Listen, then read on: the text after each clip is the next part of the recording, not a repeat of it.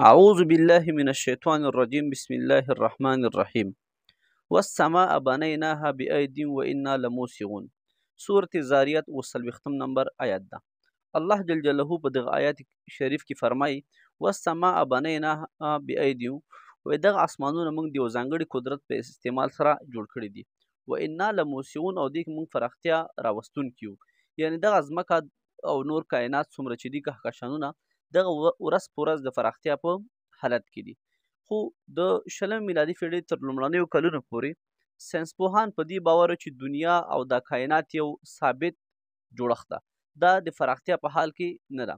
نو دوی ورڅخه د خالق او مخلوق رابطه نفی کوله. البته هغه ساینسپوهان چې ملحدینو د هغوی نظر دا و چې دنیا ثابته ده، خو د خالق او د مخلوق اړیکې ته قایل نه و. هغوی ویل چې دنیا یو په تصادفي شکل جوړ شوی یو موجود ده او تل لپاره به وجود لري، انسان او نباتات به پکې راځي یا نور ژوندي موجودات ژوند به کوي، ختمیږي به خلاص.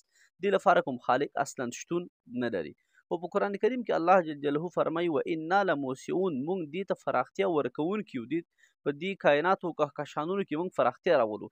دلته د ساینس او د قرآن کریم ترمنځ یو ټکر موجود و. دغه ټکر د شلمې میلادي پېړۍ تر لومړنیو کلونو پورې و. دلته په فیزیک کې یو قانون د یو اتریشي فیزیک پوه د ډوفلر په واسطه رامنځته شو. ډوفلر د رڼا یا د نور په وړانګو باندې تحقیقات شروع کړل او بالاخره هغه دې نتیجې ته ورسېد هغه اجسام چې په کائناتو کې شتون لري وایي که هغه چیرې زموږ په طرف را روان وي موږ ته نږدې کېږي، دا وایي ابي یا اسماني رنګ غوره کوي. دا ورته د بلو شفټ نوم ورکړه. او هغه اجسام چې په کائناتو کې یا په کهکشانونو کې له موږ څخه لرې روان دي یا له موږ څخه لرې کېږي یا یو له بل څخه لرې کېږي نو سور رنګ غوره کوي، یا ورته د ریډ شفټ نوم ورکړه. خو دغه نظریه د ډوفلر قانون په نوم په فیزیک کې مشهوره ده. دې د وإنا لموسعون یا د کائناتو د فراختیا سره کومه اړیکه نه درلوده.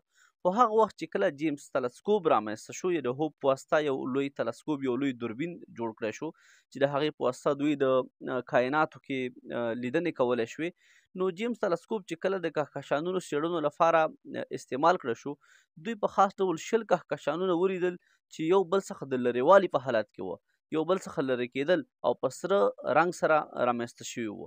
نو سور رنګ د ډوفلر د قانون په اساس هغه وخت رامنځته کېږي کله چې پراختیا رامنځته کېږي، کله چې یو جسم له بل څخه لرې کېږي.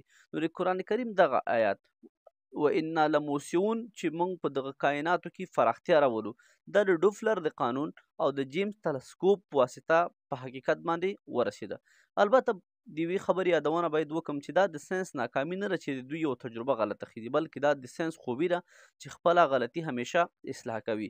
خو د دغه آیات ترجمه او د دغه آیات تطبیق د ملحدینو لپاره یو سخت ګزار و، ځکه چې د هغوی عقیده دا وه چې دنیا یو ثابت جوړښت ده، کائنات یو ثابت جوړښت ده او دا د تغییر او تبدیل وړ نه دي او د خالق او د مخلوق اړیکه ترې نفی کوله.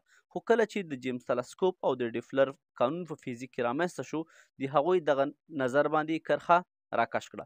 د البرت انشتاین په شمول په لسګونو ساینسپوهانو خپل هغه نظریات چې د کائناتو په هکله یې ورکړي مجبوراً یې پرې کرښه راکش کړه او دې ته قایل شول چې کومې نړۍ کې موږ ژوند کوو دغه د فراختیا په حالت کې ده.